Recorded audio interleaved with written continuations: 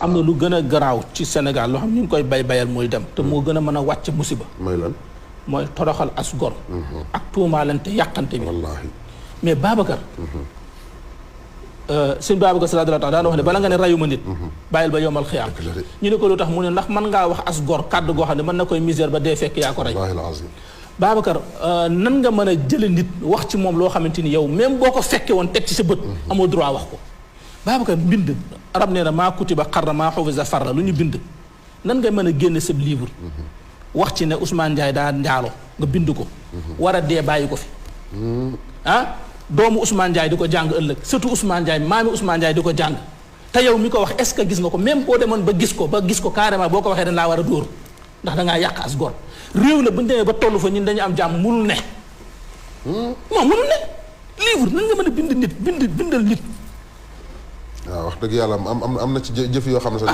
bu ko nit di jëfee ñun ñu xam ko amuñu importance. non mais nga du ko bind di ko fi baax.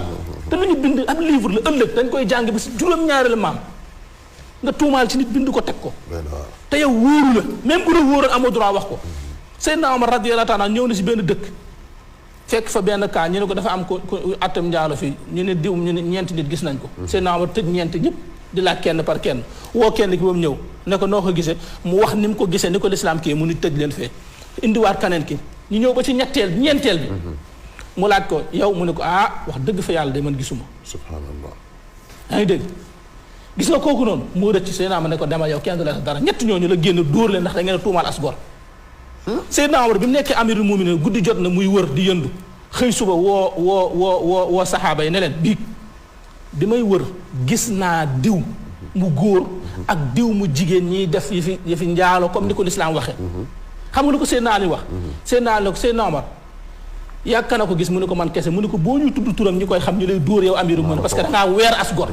waaw en tant que amirul mu'minin Seydina Omar moom moo tegal bët léppam amul droit wax ko pour nit ñi war koo xam yow ngay bind sa livre di yàq nit. subhanallah doy na waar. mais c'est catastrophe réew mi li fi nekk nañ ko wax. doy na waar bu ko defee nag gis nga Babacar. doo romb ay xale. yu toog ci taatu sàkket. di foye almet nga ne ay xale rek lañ. déggoo ma de. waaw nga ne xale yi di toog ci taatu sàkket. waaw sàkket dafa woote dafa yomb a tàkk. waa kay xale yi di foye almet. di foye xale. nga naan ay xale rek lañ. sama yoon nekku sàkket bu tàkkee mën naa taal sàkk ma dana tàkk dëkk ba na tàkk. dëgg la de. gis nga nag fii Sénégal tey. muy politiciens yi pouvoir. muy opposition. muy nangam ak i nangam. ñi ngi foye almet gi taal Sénégal ñun ñëpp na pat. te bu tàkkee kenn du si mucc. musiba naaru laay. danañ ci yàlla musa. waaw jërëjëf professeur ci jàngat bu am solo boobu en tout cas yàlla nañu yàlla sàmm te aar ñu